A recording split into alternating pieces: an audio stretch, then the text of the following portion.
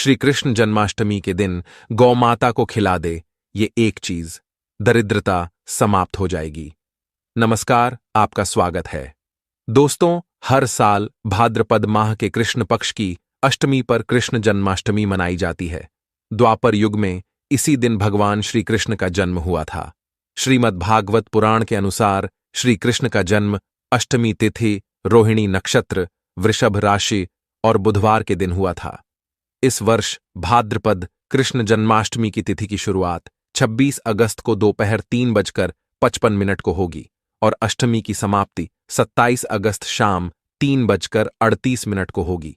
इस दौरान श्री कृष्ण का जन्मोत्सव मनाया जाएगा। श्री कृष्ण पूजा का शुभ मुहूर्त 26 अगस्त को रात्रि 12 से लेकर देर रात 12:44 तक रहेगा। दोस्तों, भगवान श्री कृष्ण को गौ माता से अत्यंत लगाव था, इसीलिए जन्माष्टमी के दिन गौ माता की सेवा जरूर करनी चाहिए और गौ माता को कुछ चीजें अवश्य खिलानी चाहिए। खासकर इस दिन आप ये एक चीज जरूर खिलाए, इससे आपके जीवन से दरिद्रता समाप्त हो जाएगी।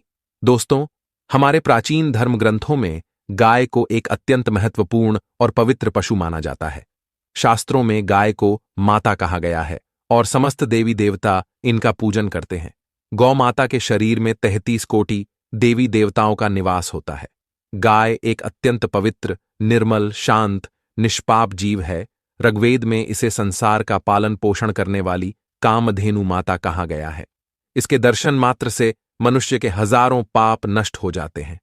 इसीलिए कभी इस निष्पाप गौ माता पर अत्याचार नहीं करना चाहिए। गाय को कभी मारना नहीं चाहिए और कभी उन्हें कष्ट नहीं देने चाहिए। गाय को मारना शास्त्रों में सबसे बड़ा पाप माना गया है। दोस्तों, भगवान श्री कृष्ण को गायों से विशेष लगाव था। उन्हें गौ माता बहुत अधिक प्रिय थी। श्री कृष्ण के अनुसार गायों की सेवा करना ही सर्वश्रेष्ठ धर्म है। इससे बड़ा पुण्य का कार्य संसार में दूसरा कोई नहीं। कलयुग की भविष्यवाणी करते हुए भगवान श्री कृष्ण कहते हैं कि कलयुग में जब धर्म का लोप हो जाएगा तब मनुष्य गाय की सेवा नहीं करेंगे। मनुष्य केवल दूध के लिए ही गाय को पालेगा। दूध के लिए वह गाय को बहुत कष्ट देगा, जिसके परिणाम स्वरूप कलयुग में पाप और अधर्म उसके चरम पर होगा। कलयुग के अंत का लक्षण बताते हुए श्री कृष्ण कहते हैं, जब संसार से गायें समाप्त हो जाएंगी तब कलयुग का अंत होगा। जो मनुष्य कलयुग में भी गाय की निस्वार्थ भाव से सेवा करेगा वह सुख समृद्धि प्राप्त करेगा। जो स्त्री रसोई में बनी पहली रोटी गौ माता को खिलाएगी वह सदा सुहागिन और सौभाग्यशाली रहेगी। जो लोग अपने घर में गाय से प्राप्त पंचगव्य को घर में रखेगा उसके घर में कभी दुख दरिद्रता नहीं आएगी। दोस्तों, हमारे धर्म के सभी शास्त्रों में गाय की सेवा को ही सर्वश्रेष्ठ माना गया है। जो व्यक्ति प्रतिदिन किसी न किसी तरह से गौ माता की सेवा करता है वह सबसे अधिक पुण्यवान बन जाता है। गांव में तो मनुष्य को गाय की सेवा करने का अवसर प्राप्त होता है, लेकिन शहरों में गाय के दर्शन आसानी से नहीं हो पाते हैं। इसीलिए मनुष्य को गौशाला में जाकर गाय की सेवा करनी चाहिए अथवा गौशाला के लिए दान धर्म करने चाहिए। इसके अलावा आप अपने घर में ही गौ माता की मूर्ति रखकर उनकी पूजा जरूर करें। इससे भी माता कामधेनु का आशीर्वाद प्राप्त होता है। शास्त्रों में गौ माता को मां लक्ष्मी का रूप माना गया है, इसीलिए उनकी पूजा करने से दरिद्रता दूर होती है। प्राचीन काल से ही गौ माता की सेवा और संरक्षण करने की परंपरा चली आ रही है। कई ऋषि मुनि अपनी कुटिया में गायों का पालन करते थे तथा राजा महाराज गायों का दान करते थे। गायों के दान को सबसे बड़ा दान कहा गया है। गाय का दान करने से सभी जन्मों के पाप नष्ट हो जाते हैं और मनुष्य को मोक्ष की प्राप्ति होती है। आज हम आपको गौ माता के संबंध में बहुत ही महत्वपूर्ण बातें बताने जा रहे हैं। गाय की पूजा कैसे करनी चाहिए, गाय को कौन सी चीजें खिलाने से कौन सा फल मिलता है तथा गाय के किस अंग को स्पर्श करने से दरिद्रता दूर होती है आदि के बारे में हमारे शास्त्रों में बहुत ही महत्वपूर्ण ज्ञान दिया गया है। हमारी अत्यंत पूजनीय गौ माता के बारे में आप सभी को यह बातें अवश्य जान लेनी चाहिए। इससे आपके जीवन से सभी प्रकार के कष्ट दूर होंगे।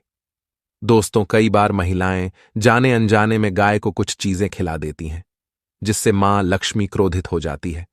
शास्त्रों में कहा गया है कि ये चीजें गाय को कभी नहीं खिलानी चाहिए।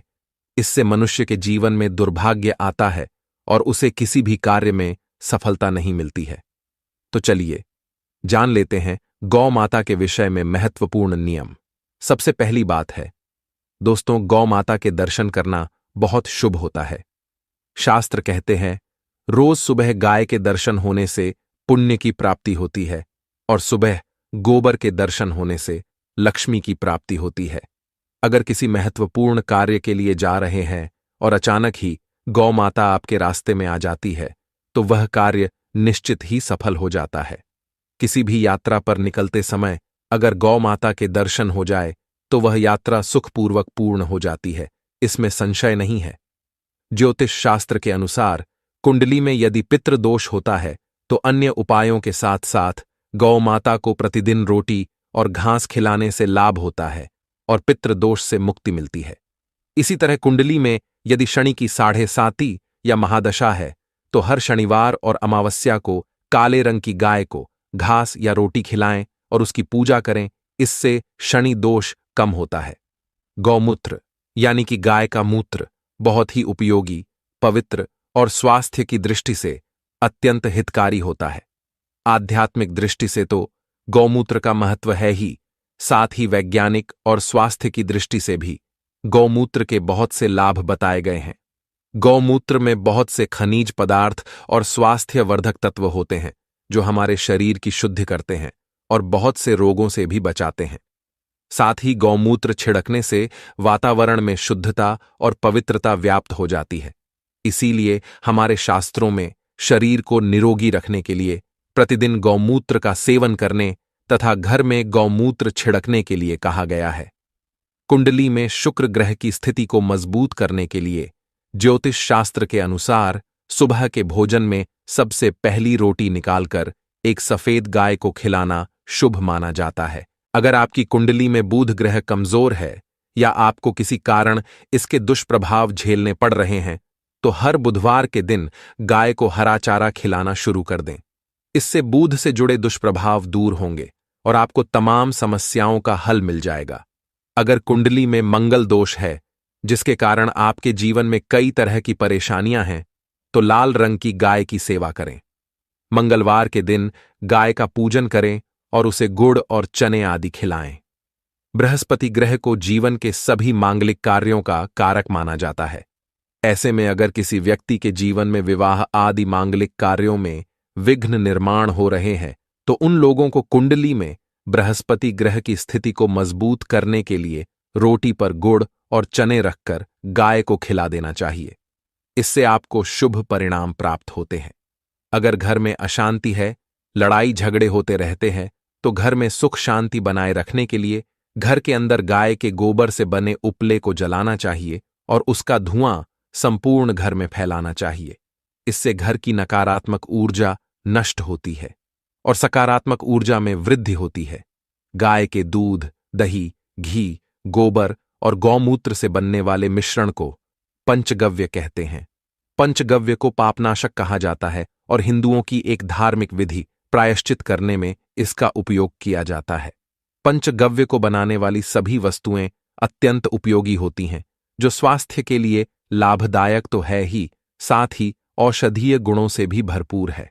दोस्तों, अगर आपके द्वार पर गौ माता आती है तो उसे बिना रोटी खिलाए जाने मत देना, नहीं तो आपको दुर्भाग्य का सामना करना पड़ेगा।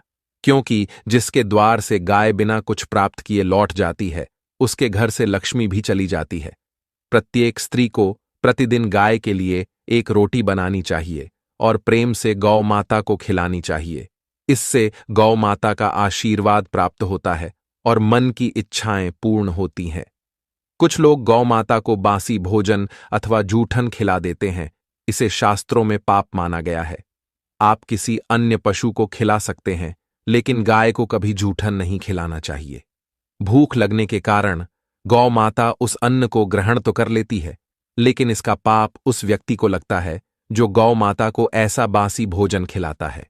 गाय एक शाकाहारी और पवित्र पशु है, इसीलिए गाय के भोजन में कभी मांस, अंडे आदि चीजें नहीं डालनी चाहिए। ऐसा करने से महापाप लगता है। यदि आपकी कुंडली में चंद्र दोष है और जिसके कारण लगातार परेशानी उठानी पड़ रही है, तो आप ये एक उपाय जरूर करें। आप रोटी पर सफेद मक्खन, नमक और घी लगाकर गौमाता को खिला दें। यदि शनि दोष है तो आटे में थोड़े काले तिल मिलाकर रोटी बनाकर गौमाता को खिला दे। इससे शनि दोष समाप्त होता है। मंगल दोष को दूर करने के लिए रोटी पर हल्दी लगाकर गाय को खिलाना चाहिए। अगर घर में धन की समस्या है तो गुरुवार के दिन गाय को केले का फल खिलाना चाहिए। इससे दरिद्रता दूर होती है। दोस्तों, गौ माता के पीठ पर एक उभरा हुआ कूबड़ होता है। उस कूबड़ में सूर्य केतु नाड़ी होती है। जब भी आपके द्वार पर गौ माता पधारे, आप इस कूबड़ को एक बार जरूर स्पर्श करें। इससे आपके जीवन से सभी दुखों का अंत होगा और धन संपत्ति की प्राप्ति होगी। शास्त्रों में कहा गया है, जो मनुष्य तन मन धन से गौ माता की सेवा करता है, वह मृत्यु के बाद वैतरणी नदी को गौ माता की पूंछ पकड़कर पार कर लेता है। उस व्यक्ति की अकाल मृत्यु नहीं होती है और उसे मोक्ष की प्राप्ति होती है।